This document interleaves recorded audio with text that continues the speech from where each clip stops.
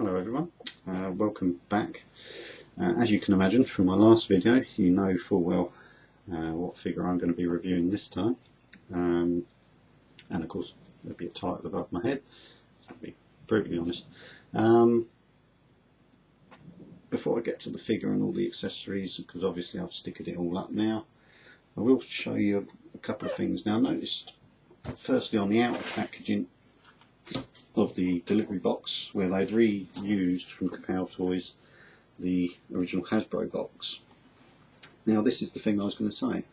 On the box, if I can get it in shot, it is actually Hasbro, not Takara. Now these, obviously there is a remnant of a sticker on this where it was actually shipped from China.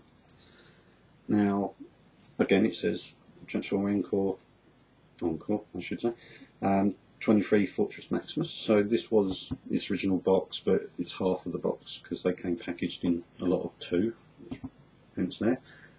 But it is an interesting thing that it's got a Hasbro logo rather than, I was wondering whether it would have actually a Takara sort of packaging.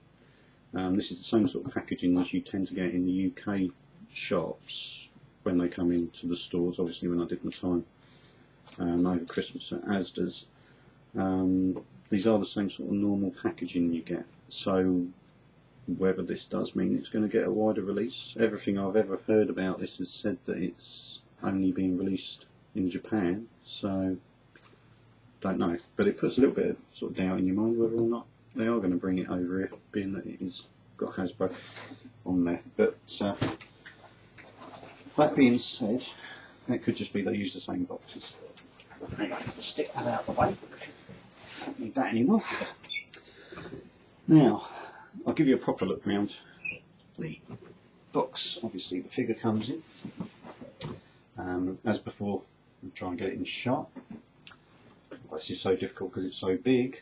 There we go. Pretty much the same as the original Takara one, as it was released in '87. Only difference being that, I'm looking around the wrong side.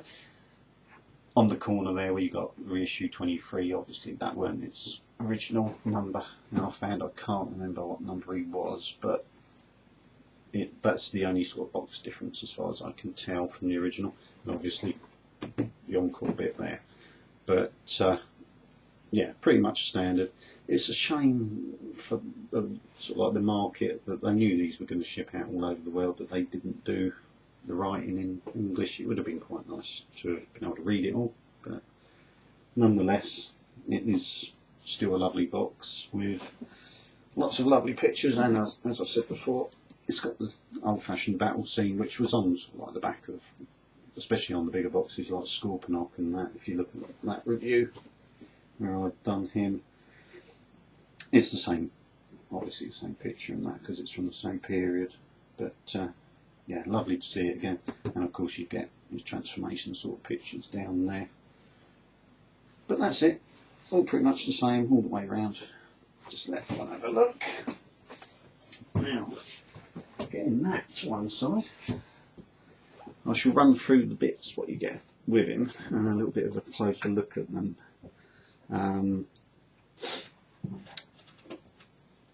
One thing I would sort of add before actually getting into the figure, and I know a lot of other guys are expecting these to turn up, as a warning, be very careful with the stickers. I spent yesterday afternoon putting them on, and you try and get your placement absolutely spot on, and I would say make that effort to do it spot on. These stickers do not want to move. There was one sticker what didn't quite go right, and I just went to move it slightly, and it's the sort of sticker where you get the backing sort of finish on it and that comes away. I've managed to salvage the sticker. The sticker's on okay and I'm quite happy with it, but I was lucky in the fact I started with the smaller ones because I wanted to try them first. In that sense, be really careful with the bigger ones. It is just a sort of warning, otherwise you're going to have to end up getting repro labels to redo this guy, because they will just pull apart, or either that or you're going to have to resort to gluing them, which would be horrendous as well, especially on a figure what costs this much. I would have to say actually, because I've used some repro labels before, that actually their stickers are actually better for being able to, you know, if you're not quite lined up, you can just sort of lift it back and put it back down.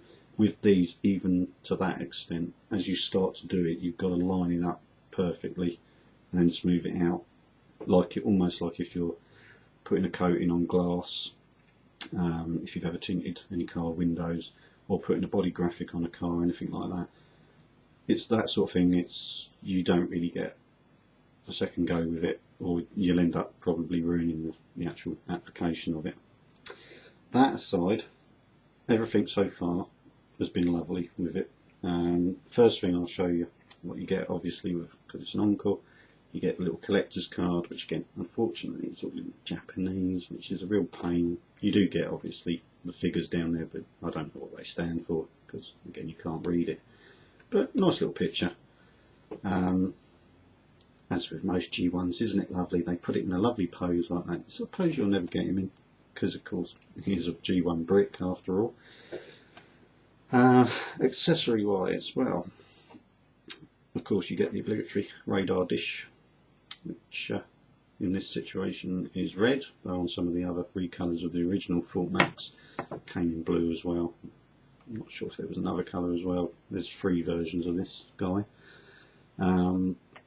You get, for Cerebros, you get a sword, which wasn't in the original G1, not in the one on the American sort of release, for the Western release.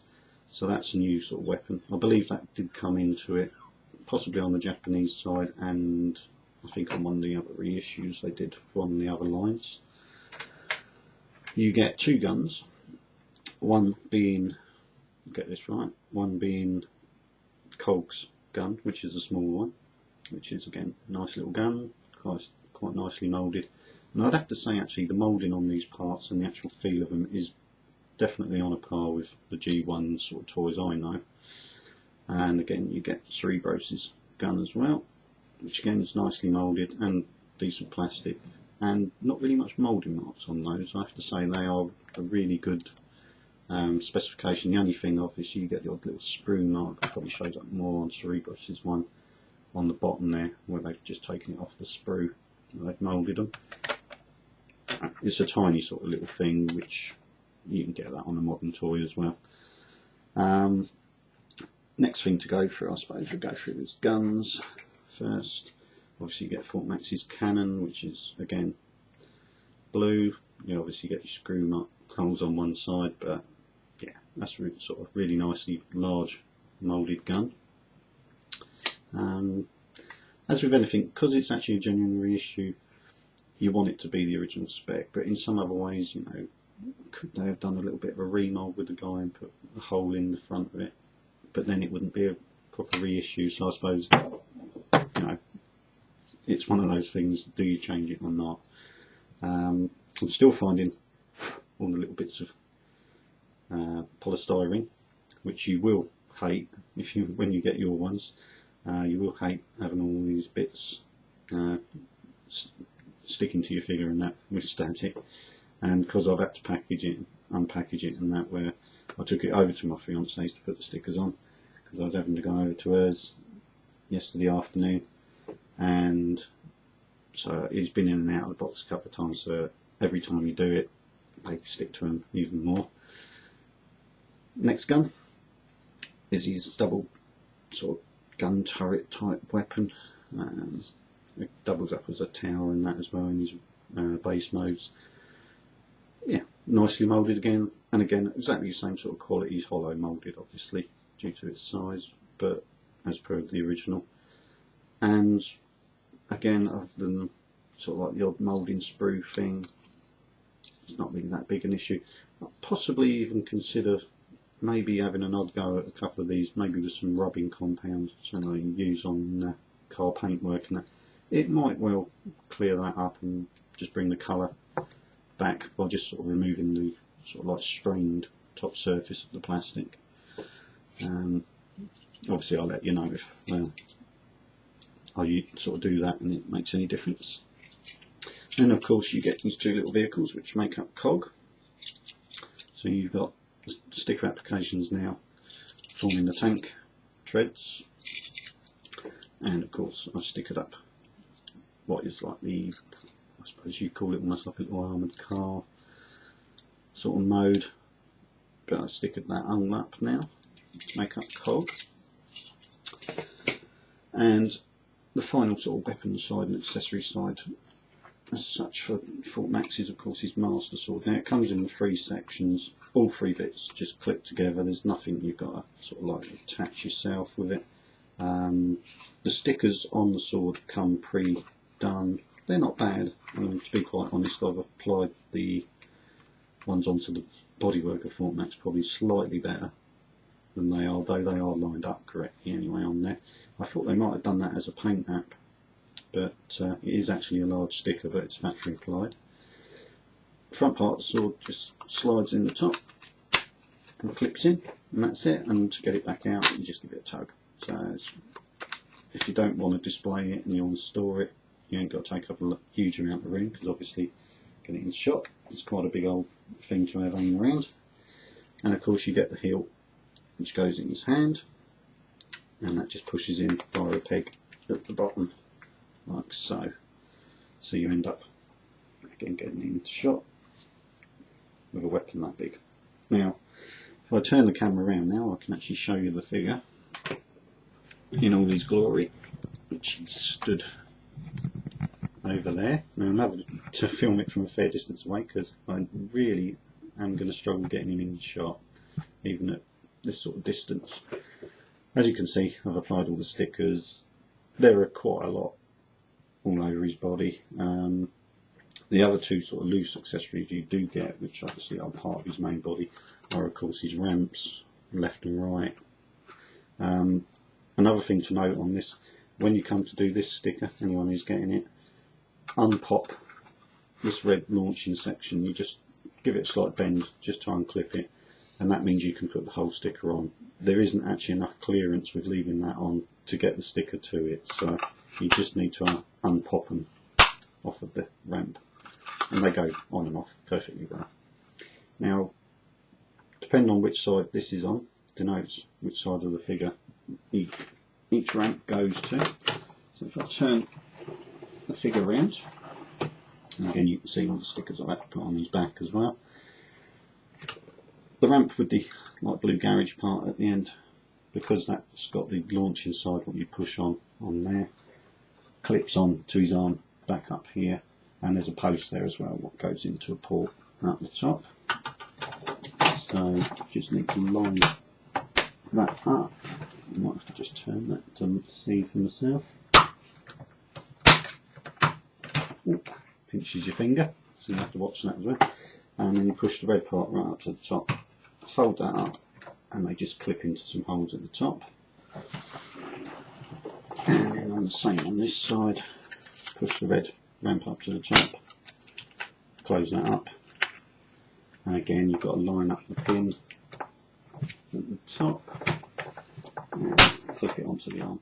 You know it goes on, nice solid sounding clip.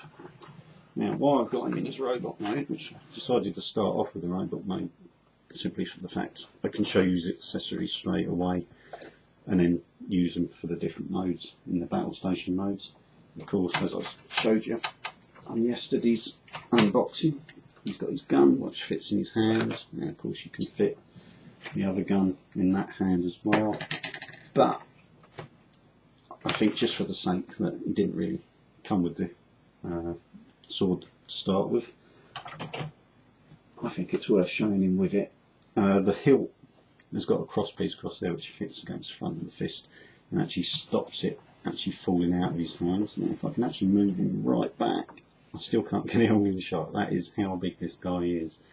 Now again, as a demonstration of that, for anyone that's not familiar with him or has never come across him in full size, I'll give you a couple of size comparisons that you will know. There's the arachnid that Wolfgang kindly sent me, who's not behaving. Let's get it lined up.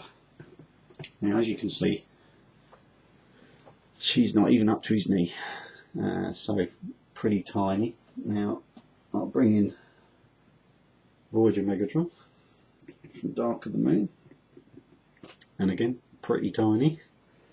And now I'll bring in something, again, what you'd be familiar with, which is the Leader Class Sentinel Prime. Now, bearing in mind this is a Leader Class, again, not much more above his knee, so it is a big robot, let's put it this way, and it is incredibly cumbersome. It is not something that you're going to be able to push around and play with, should you take it into your mind to do that. It is more a centrepiece and fits in well with the fact that it's supposed to be a base, because quite frankly, if it was a vehicle, God knows what it would have to turn into. It literally could have been, at this scale, you could have done Astro Train and literally fitted in other characters from G1 into him if he'd been built this size. It's pretty overwhelming to actually deal with as well. Putting the stickers on is a little bit like having a toddler on your lap. It doesn't necessarily want to stay where you want to put it while you're doing the things. And again, I would suggest real caution and take your time. I literally took probably 2 to 3 hours to make sure that the placement was as accurate as I could get as I put them on. Features in robot mode, I'll just go through the rest of those now. I'll take the Master Sword out of the way, his gun out. Obviously, in robot mode you can flip out the knee guns. You've got the handguns, which can be flipped out. Now, a tip I've sort of worked out with fiddling with it is as you bring it round like that, and it's halfway round for his handguns, is just flip them up at that point, and then when you flip it round, they're already lifted up. Trying to get them when they're actually in the fully rotated position is a nightmare, and this way it actually makes it quite simple to do it. Obviously, his forearm guns are more simple to get to, and again easily brought out. And again, if you want to bring out the big guns, so to speak, you can just of course flip out his main torso cannons. So again, same on both sides. I'm sure anyone who's familiar with the original G1 and has seen any reviews of the original formats has probably seen this all before, and anyone who was lucky enough to have this as a kid, I'm sure this gave them absolutely hours of pleasure to own this guy. Yeah, so that is pretty much his armament. There is, of course, you can bring around the turret on this side. It is a bit of a thing, you've got to pull that forward on the red part to rotate it, and then it pops back in position to bring out his other leg guns as well. But yeah, so that's him pretty much fully armed up with his inbuilt weapons anyway. A big old lump, let's put it bluntly.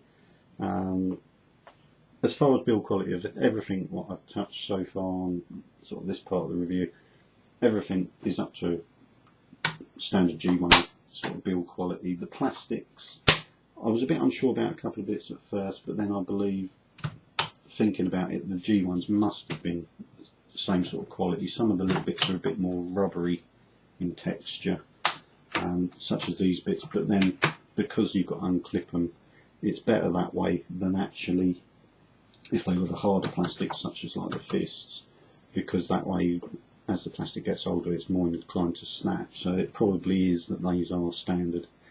Now another thing that I've noticed on other people's reviews, and I've only ever seen one review so far from a guy in Singapore who was fortunate enough to already get his Fort Max reissue before everybody else, is the fact that other people asked, is he still sort of built with parts which are die cast? Now this bit in the centre is like one of those main parts. Yeah, it's die cast painted metal, exactly the same as the original. As I say, build quality wise, I don't think anyone's going to have any sort of quibbles with this guy. I've heard that there were some problems with quality control, but I believe, as I've heard in other places, that they've actually opened all of the boxes and checked them, One guy did have an issue with there being 2 right arms for a cog, but I'd imagine that's, you know, they would quite happily send him out a different arm anyway to sort that out. But I think that's the only sort of QS sort of problems that I've heard of. As I said with Cerebros, might as well pop him off so I can show you. Now I'll stick it up the face. Now he does come on the sticker sheet with the eye stickers, though of course because these are painted on there's no point putting them on, but as you can see he's all now stickered up. Now I did say about loosening off the screws, which I've realised that I've put the stickers on and now can't get to, so if you are going to do it beforehand. But I have kind of got a technique. If you push on the leg joint there as you spin this joint, it isn't so inclined to give you as much issues. Obviously on the G1s these were a point where they tended to break. It has got a lot of stiffness. As you play with it I think it will free up a bit, so mine has actually got easier since I've actually moved it a few times. But if you're unsure, before you sticker it up, undo those screws a little bit. I actually sort of like, although I kind of forgot about doing it before I put the stickers on, I'm actually in some ways glad I didn't, because if it is going to free up a little bit, you don't then, if you undo it too much and you put the stickers on, you don't want it to be too loose then. So it's one of those things, you take your chance. Worst comes to worst, is, you know, you'd have to plump for repro labels and pop the stickers off and do the job and then put the new stickers on. But other than that, really pleased with it. It's not the most colourful figure, let's be honest. Cerebros never was, even in the cartoon. Now, if I transform him, which I'm sure everyone's familiar with, you just bring the sides of the head round and straighten them up. As you can see, that's not so much of an effort as it was originally. Get more bits of polystyrene off of him. Fold the sides round, which form his arms, and flick the wrists out, standard revolving G1 style. And of course that is Cerebros' body, but of course we need Spike. Now, where is Spike, I ask myself. That's a very good question, because I haven't shown you him since. Now, where did I pop him into? He's not in there. I thought I put him inside down. Could he be? Of course. Because I've been playing with it, and because I've been doing that, of course, the one main part of this guy you need is Spike. Still in his cockpit. I haven't left him and kept him for safekeeping. Getting used to a new figure, especially a G1, is always a pleasure. So of course you get Spike, which of course is Sam Witwicky in the original cartoon. Gets turned into a headmaster, which means his knees got bent the wrong way, so that must have been a painful procedure. Great little figure, exactly the same as the G1 standard, as I said on the unboxing. You literally couldn't tell this against a G1 version of a headmaster. If the quality they do of this and they bring any other reissues out, you're not really going to fault it. The only thing I would say is the same as the G1s, I just wouldn't bother moving the arms, because these are always a tendency to break. They're on a plastic pin. The knees are not an issue because they're on a metal hinge, but yeah, so that is just one thing to watch. Bring that in and see if it'll focus. So you get a nice little face mould, and of course turn him into the head mode. So Cerebros is simple, just fold his legs over the top and flip the little cover around, and you get Cerebros' face, which again they've painted in the eyes with a bit of yellow there. Pretty not badly done. It's not great. There's a little tiny nick of yellow missing in the corner there, but if you're that fussed about it, not that difficult to sort out with a little tiny bit of model paint. Other than that, great head mould anyway. And of course, with the classic style of the originals, head on, that's what they used to say in the headmaster cartoons. Of course, you flip open the cover and you see his speed, strength and intelligence, which, as I remarked on the last time, is only speed he lacks, but being how cumbersome this guy is, that's not really a surprise. For articulation for Cerebros, he's got shoulder articulation, he's got leg articulation at the hip, but nothing at the knee other than the fact that he can obviously turn it side to side for his transformation. But yeah, pretty basic brick of a figure, but again pretty nice as well. Now of course, as I said, he comes with his own sword, which I'm surprised they didn't do a sticker app for that. I could well see Repro Labels bringing out some extras for these guys. And of course his pistol, so he's got his own armaments.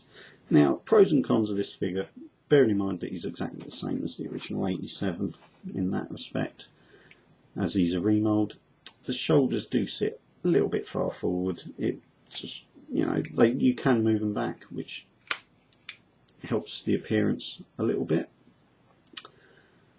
but they're still a little bit far forward considering where his head's sitting, and he is a little bit of a weird shape. But again, for what he is and for the time he was designed, he's not bad. The only downside I'd have actually said is the fact that where they put his arms on, they've got all the screws at the front, where at the back, nothing. Now I'm thinking, being that everything is still exposed, would that be an impossibility to swap the arms round? Obviously you've got to swap the hands round at the same time as well, but swap the arms round so you get the solid bit at the front. That might be something that I shall look into once I've got used to the figure a bit more and I've got enough nerve up to take them apart. But yeah, that is one side that I might well sort of do a little video on. If I find that it is possible to change that round, that could well be worth doing. But other than that, nice little G1 figure in his own sense. Now getting to cog before we start on the main base transformation modes for Fort Max himself. Obviously you take the back end of cog and the armoured car sort of section of him, and they just slot together. Get that the right way around. Slot that together like so. Now technically speaking, you could just use that as a larger vehicle if you wanted to, but you unpeg the arms. Now I've pegged them a certain way round so that the sticker's on the outside just to make it look better in vehicle mode, but you actually have to then swap them over, get them in the right place as well. Now I have noticed with this, because of the way they peg in is just literally a basic peg, if you do move them too many times they pop out. Now it might be that that peg is a little bit chamfered, I don't know if it's quite showing up on camera, but there is a little bit of an angle to the sides. I think as it basically is, obviously it gets tighter the more you push it in, but obviously as you move it, if you play with it, they pop out. So again, something to bear in mind, not necessarily a major fault with it, but again it is an issue should you want to play with your Fort Max, so to speak. Now of course Cog comes with his own little gun as well, so 3 transformers effectively for the price of 1, which you'd expect there to be more than 1 in it, because all of the original base formers came with their little companions. Now, shall we get to the transformation? Well, we want to turn the fists back, pop the arms closed. Now, I suppose going for battle station mode would be the best thing. Now, I've sort of run through this, I sort of know what the transformation is. If I don't get it spot on, you've got to remember I've had this a day, so I might not get things spot on for you. Now, obviously revolve the arms up and out the way, because one of the main things we've got to do first is get hold of these side parts with the cannons. Now, one thing I would note is these are clipped in position with like a clip. I'll show you it in a little bit more detail in a second. Now, that is singularly probably the weakest part of this figure. Now, to pop them off, you've got to give them a good tug.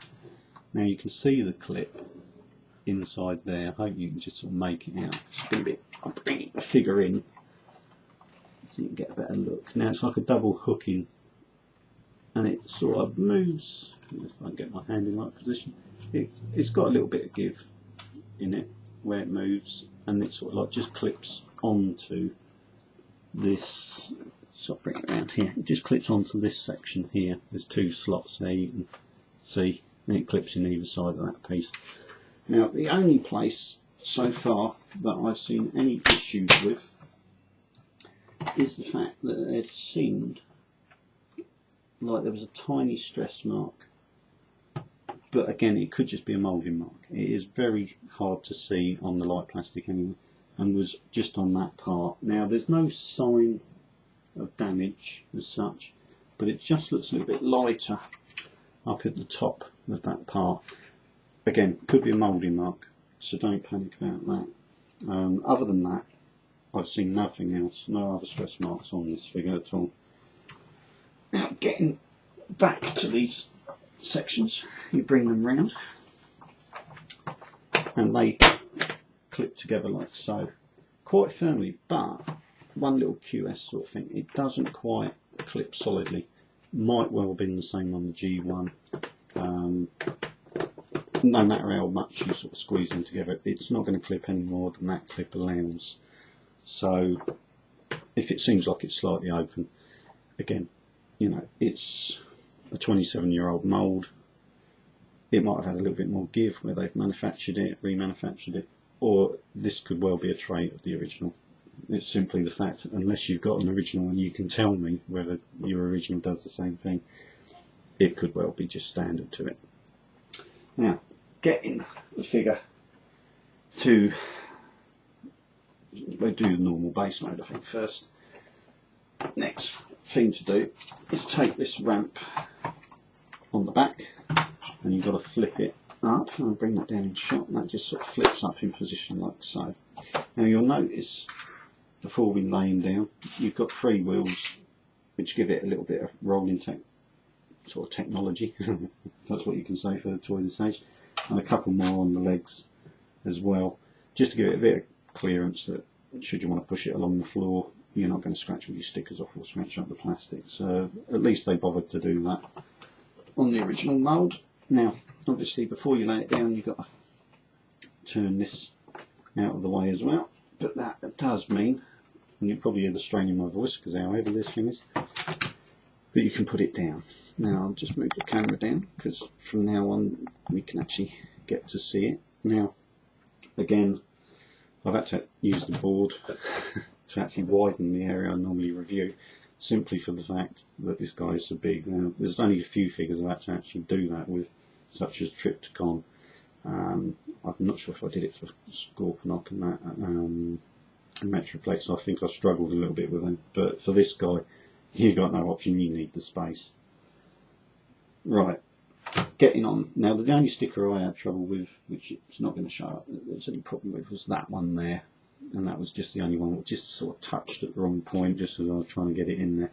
But like I say, started with the small stickers, work your way up to the big ones, get used to having to position and smooth them out nicely before starting on the big ones. Tempting as it is, but it's worth noting that. Now before we get on to transforming his back end and his legs, we just need to flip out and clip in position the front ramp there. Now the legs, as best as I can figure it, the best thing to do is bring them round at a right angle and then fold up the back section round most of the way, let's put it this way, and then you've got to revolve it up and round. Now if I seem like I'm struggling, it's because these ratchets are down tight, there we go, and it's quite a violent transformation of the actual parts to actually get it to get in position. That's what you want to end up with. Now because I've tucked that one out of the way, it makes it a little bit easier that I can turn it around and show you again. So you want to bring, you need some leverage on it to do it. You need to clip it round like so, bring the leg round revolve it like so, and then you've got to fold. God, if you do it, and believe me, these are some tight hatchets. I don't think I've ever had a figure where it's as tight as this. It's literally like trying to force something. Oh, the way you sort of think it's going to break. It is such a hard ratchet to do. Oh dear. Mind your finger clearance. See, it even popped the top open. Mind your finger clearance on the parts, because believe you and me, you trap your finger in with that amount of force, you're going to pinch your fingers and it's going to hurt. I did actually just do it, and believe me, it was tempting to swear on camera, but I didn't. Oh, right, getting back, turning back round this way, because that's the sort of back end kind of done in a minute. Oh. Next thing to do to get it looking a little bit more like a base is flip up the clear canopy there, flip over that grey part there, and bring the canopy back, and that acts a bit like a garage under there and another sort of garage underneath. You bring round this section off the back of the leg, and it has got a sort of peg to peg into a hole there.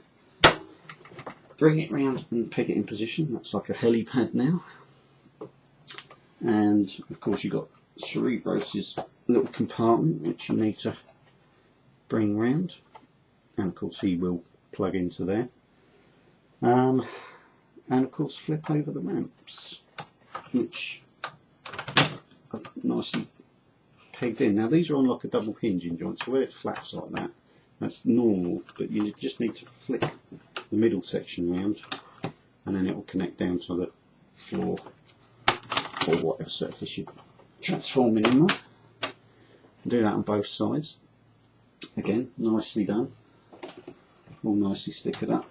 Now, on this side, you've got a blue ramp that comes down with sort of steps on it and a compartment, which is a handy place to keep cog. And if that will just give me enough room with that out, you've got a red hatch on this side, which again you fold down, which gives you steps and a ramp going up, well, steps going up in this case.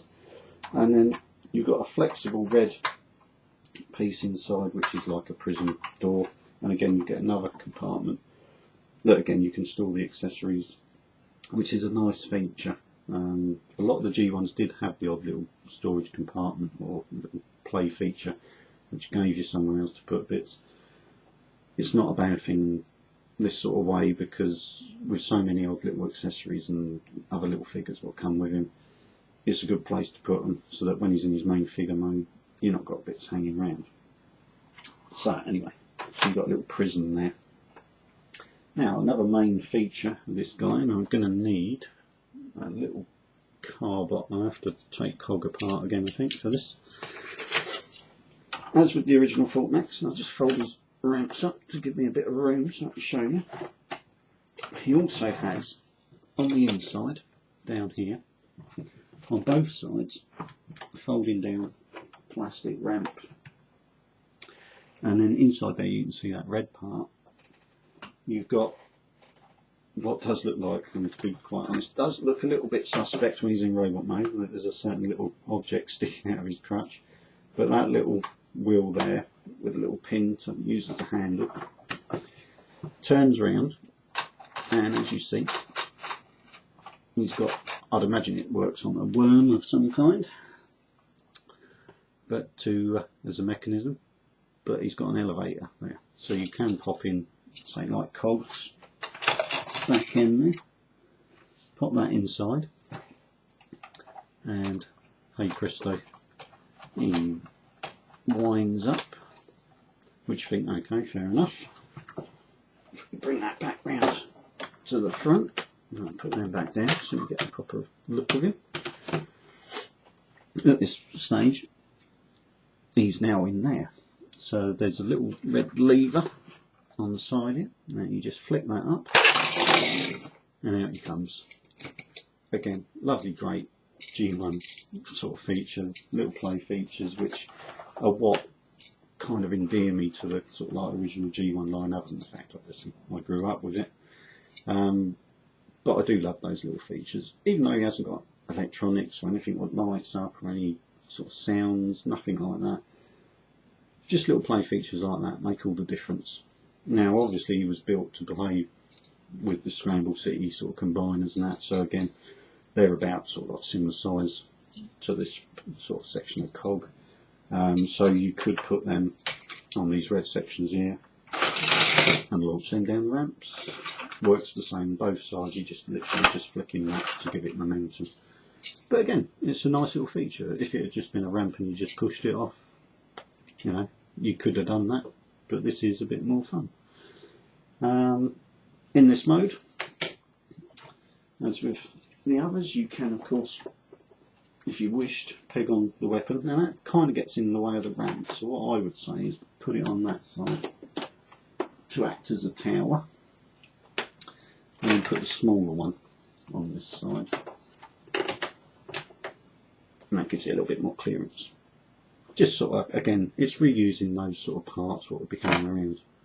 Now again, in this mode, and pretty much the only time you're going to use this is the little radar dish. That pegs into red port on the top there. It just fits on there, which gives him his classic little radar position, which I'm sure we all remember from the show, seeing that on him. And you've got a little wheel to the side and you can revolve it. Now, as with say like Tripticon and that, where you had the motor, obviously each one's revolved around with the sort of power from batteries. That would have been quite nice if they could have done that on this guy, because I mean the size of him, you could have sort of like probably fitted in a battery compartment somewhere in the electronics. But it doesn't hugely detract. I mean, at the end of the day, the motors were so noisy, like on Tripticon. If you have it on for a couple of minutes, it's just going to drive everyone nuts anyway. So revolving it yourself, as a kid, that would have been fine for me. I would have been more than happy with that. But that is probably his main base mode as a city mode, sort of like done. You can of course put Cerebros in there, which I will show you. Never quite sure what Cerebros is supposed to be. It's almost like a city computer. Never really made no sense to me. Well, I've seen reviews of the original G1. It is a very odd sort of bot. You just revolve his legs round and fold the arms in underneath, like so, and then you pop him in that way round, and he just fits in as like a socket for each leg to go into, and it just sort of sits down in there. And you can close the back hatch bit up to tidy up the back end, and just fold that ramp round to the sort of front like that. It's a bit weird. It doesn't really make a lot of sense to me. You know, that is one obscure sort of use for the figure. Not quite sure quite what they were going with. They could have used that whole section for something else. Possibly even adding more ramps or another garage, or I don't know, even some sort of like mechanical arms or something could have come out of there to do some repair, sort of base or gizmo or something like that. But again, you know, you can't fault it. It's a 27-year-old design. I'm not going to pick holes in it because I am absolutely chuffed to bits with the whole figure in itself anyway. Now, getting to his battle station mode. Right, again, this sort of like alters it again completely. I am actually going to have to refer to what it looks like on the box, because even I am a bit rusty with this guy. As I say, literally having him a day. Although I've seen reviews of the original one, it's still quite a daunting sort of like toy to actually use and sort of position and everything like that. Now, as they show on the box, they're actually showing these ramps down. Now I would actually say as battle station mode, I would probably fold them up personally, but just for space and for me changing them, I'm going to fold them up for a minute anyway. Get that like so. Now, the main part of the transformation is basically the legs, which are the nightmare parts to change. So we need to release this section, which I also point out is on a nice cast painted metal piece, and colour match is pretty damn good as well. Fold up that door, bring that round. Then we've got to do the horrendous joints again, so if I scream, I've trapped my fingers. We need to pop it out straight again. These probably will free up a bit in time. I can imagine that if you move these enough, that they will ease up a bit. But as they stand at the minute, they are damn tight. Right, like so. I'll do this one as well. I'll get it more in shot literally for you, but it is such a hassle to actually do it. You know how to straighten these out, I'm sure. So I'm not really hiding something from you, missing anything valuable. Right, turning that turret round. You then come back round this way now. That just sort of sits loose. It doesn't peg in to anything on that side. So you are literally just letting it sit next to it. Now, of course, as you lift that up, that would then flop if you was flying it along in this sort of space station mode, which is a little bit of a shame. That is something where that could have done with a catch on that side. Now, flipping that gun around brings out his first bit of armament, which it does tilt up as well if you want it to. But leaving that forward like so, you then need to fold his big old feet down and pop him forward like so. And this is supposed to be the front of the battleship, spaceship sort of mode. You then need to effectively swap over the guns. Now they do show them the other way round with the bigger one on the side where the landing pad is, which is that part now. But as I say, I kind of find it made sense the other way round, but for this mode it doesn't matter. So they're showing, and although they're universal, you do it either way you like. They show, line that up, the guns on this way. Now obviously there is sort of artillery pieces in the tower, and of course, as I had him hidden in there and couldn't find him myself, Spike has got little, effectively a lookout position gunnery platform sort of thing there. You can actually put him in seated, because there is actually a proper little seat inside, and that clips shut. So that's again where I was having a go at this guy yesterday, actually transformed him for the first time. That's why he ended up in there. Now, weapon wise, well, of course you've got these red knee guns, which of course become forward facing cannons. In this mode, I think I would also be inclined to try and do something with the arms, because you've got that extra bit of firepower. Now, in the original version, like I say, they're showing it with the ramp sticking out the back. This will make the thing horrendously long, and I'm going to have to actually pick it up to show you, because in this mode, that is effectively his official battleship mode, like so. Obviously you can open and close the side ramps, but you can use those as almost like if this is the spaceship mode. Well, that can be the access into him, can't it? But yeah, as I say, that is a little bit of a shame that doesn't clip up in position, because that would have just made that a little bit tidier. But all in all, a really heavy piece of brick, let's put it that way. Really heavy lump of plastic. But that is pretty much his battle mode as is shown in there. Now, I've wondered whether or not it would have been worth, and I'm improvising there, so forgive me if I'm not being a purist, But I always used to do this when I was a kid as well, try and find a better version than they've come up with on the reverse of it, because as any strategist will tell you, it's no good just having a defence on one side of it, you want something on the back as well. By lifting up that, I reckon you could have yourself some tower guns out the back end. And if I'd been playing with it as a kid, that's exactly what I would have done, because there's nothing wrong with having that on the back side. You can keep your amps as that. Again, if I was having it in ship mode, I would probably tuck that up and probably tuck that ramp in as well, because that way could that then be more the engine, and also just streamlining it as a ship mode.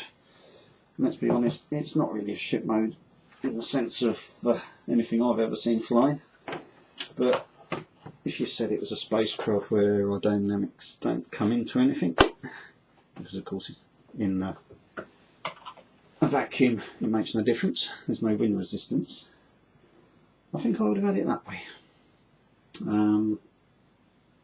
Simply for the fact I think that actually looks a bit tidier. But I know you end up with a couple of fists sticking up and a great big white panel there. It's a solar panel, what can I say? It's a spaceship.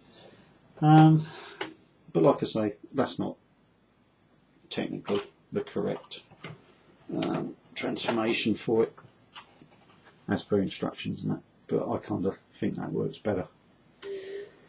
Anyway, now that I'm all puffed out because this thing weighs a ton, I have no idea exactly what it weighs, but I guarantee you, if you're one of the guys waiting for this, you're not going to be expecting quite how heavy this is. There's not another G1 what comes close in weight and size.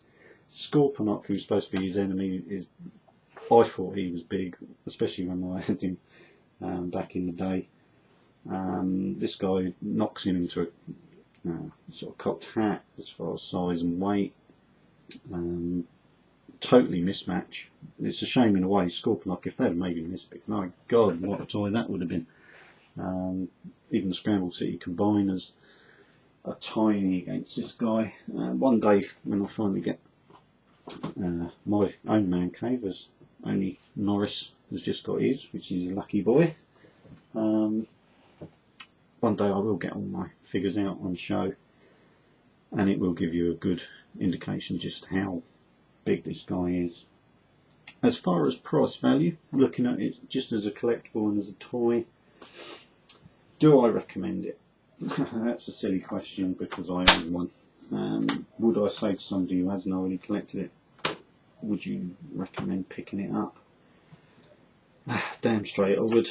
It's possibly one of the blockiest and brickiest of the G1s. Not necessarily the worst in that sense, but it is certainly one of the biggest. I'm just fiddling now for my own sake, putting him back in the official mode. But yeah, it's definitely one of the biggest, blockiest figures you'll get in G1.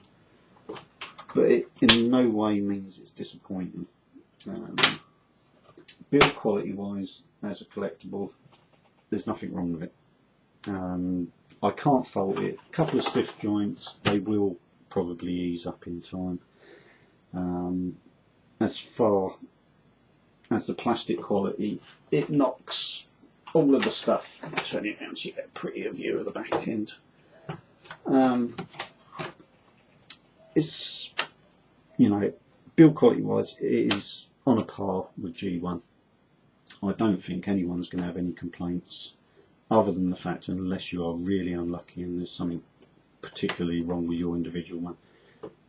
If they all come out the same as this guy, I can't see that there's going to be many disappointed people out there. Colour wise, I did say I thought this red was maybe a little bit sharper, but then it's probably showing up better on screen than it is in hand. It's a slightly duller red than I thought the toy was, but as I say, on film it's showing up a bit brighter. In pictures, in magazines of like the original G1 and on line of this reissue, again it's going to look a little bit brighter, so don't think there's necessarily anything wrong in that sense. The colour matches of the blues between the metal and the plastic are pretty damn close, probably closer than a lot of the prime line are getting these days, with colour matches of even just plastics what are next to each other. But as I say, moulding issues, there's only the little tiny sprue sort of marks where they've been moulded. Nothing else really. The only thing, and again is something I'll just bring up again just in case you've sort of like been flicking through the review and just haven't sort of heard me say, if you're getting one of these, for God's sake be careful with the stickers. I would hate to hear that anyone has sort of gone to the effort of buying this guy and that you end up trying to rush the stickers, or you just accidentally it touches at the wrong point and then you can't peel it back off and it's ruined a sticker, and then you've got to pay out for a whole set of repro labels just to sort it back out.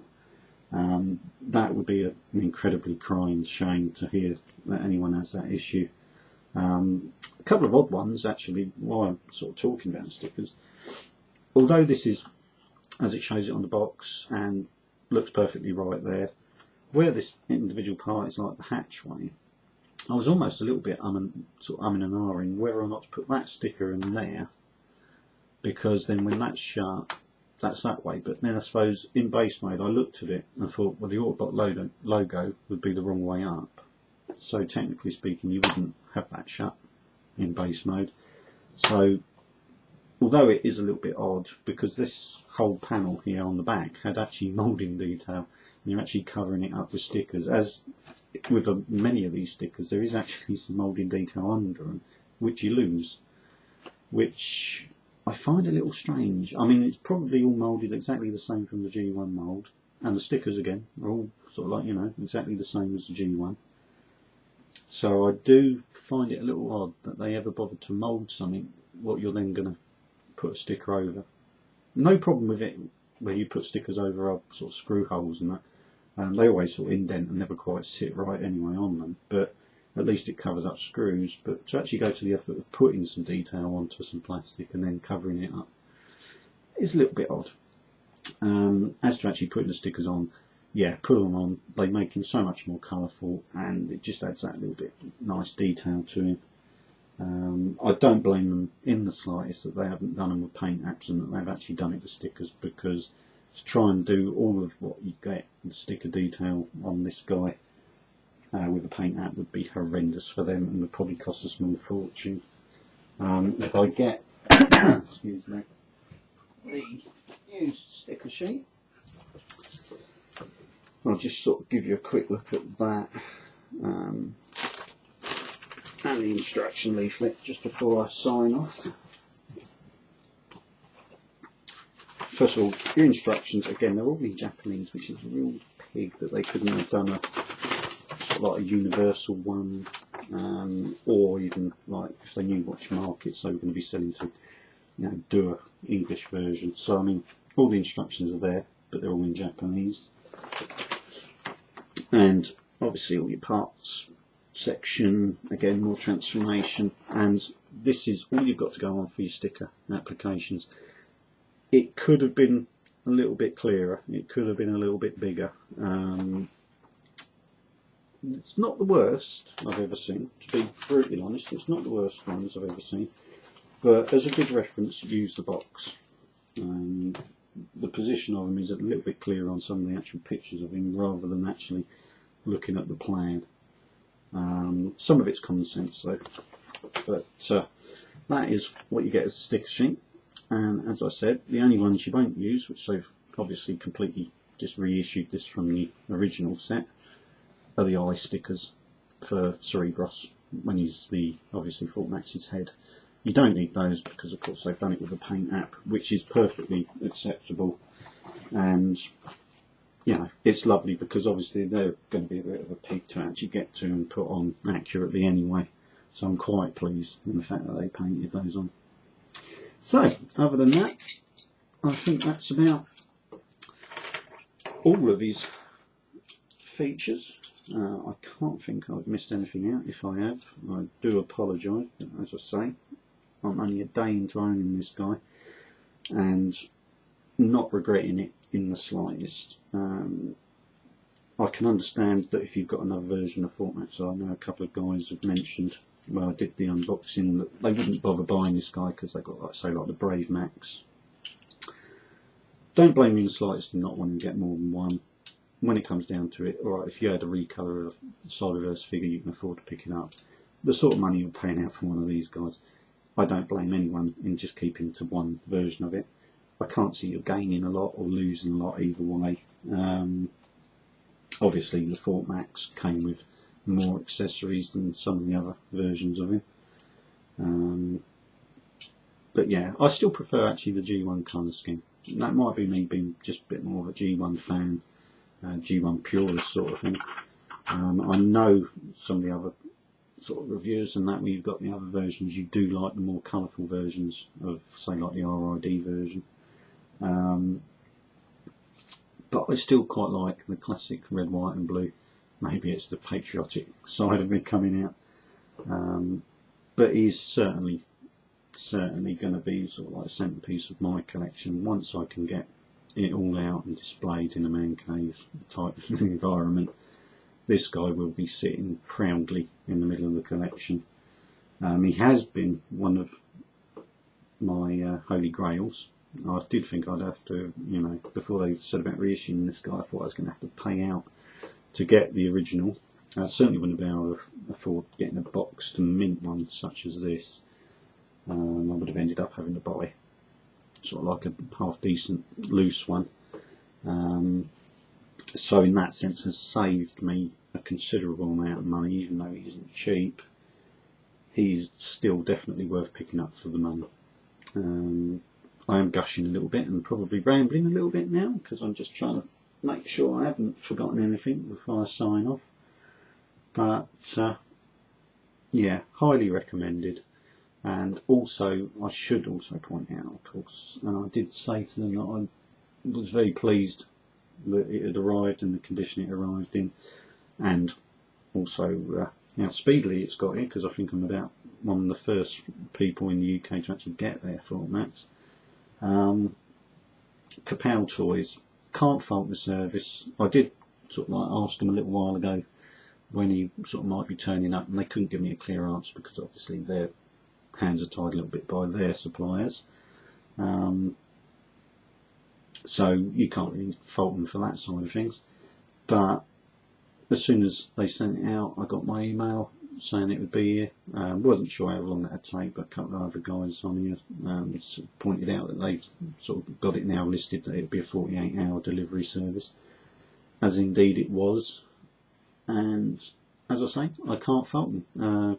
So as much as I would recommend Fortmax for you to pick up if you're a classic G1 fan, feel free to use Kapow Toys. They've obviously got their business well sorted, that they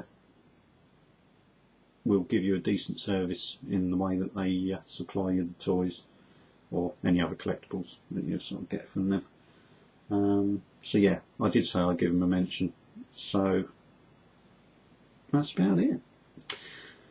I've finished gushing now, and it's probably gone on for God knows how long, because I can't see how long the actual review's taken. Obviously it's going to be one of the biggest ones because it's the biggest toy. I know a lot of people are waiting for Metroplex as well. I don't care if he's that little bit bigger. He's not the G1, and as much as he's very pretty, he doesn't really offer that much more above the G1 than the original Metroplex for me. But this guy will always be the big one as far as I'm concerned, and as I say, I'm chuffed to own it. Can't recommend it enough. Can't recommend Kapow Toys enough. And that's about it. I hope you've enjoyed this review as much as I have in getting this guy. I've been waiting 27 years for him, and at least 6 months since I pre-ordered him. So thanks for watching. Thank you as well to all my subscribers for all the nice comments they put on the unboxing of this guy. Hope you enjoyed this review. I will have other Transformer reviews coming up, and obviously if I purchase bits from boot fairs I shall be putting up more reviews. And that's about it. I'm still overwhelmed. I'm still a 40-year-old child, and even though I might not get quite as enthusiastic as he did take the mic, I don't know whether I came out enthusiastic enough on my last video or whether I was just sort of taken back by this guy quite so much. But SMS number one saying look at the enthusiasm, he might well meant it genuinely. I've had a big grin on my face for the last 24 hours with this guy. If you want a Fort Max, go and get one. It is worth it. He's got no articulation. He's a G1 brick, but anyone who's into their G1s will love it. Trust me on that. Anyway, that's enough rambling, enough gushing. Thanks for watching this review. If you've stuck right through this, you've done well. And I shall see you again. Thanks for watching.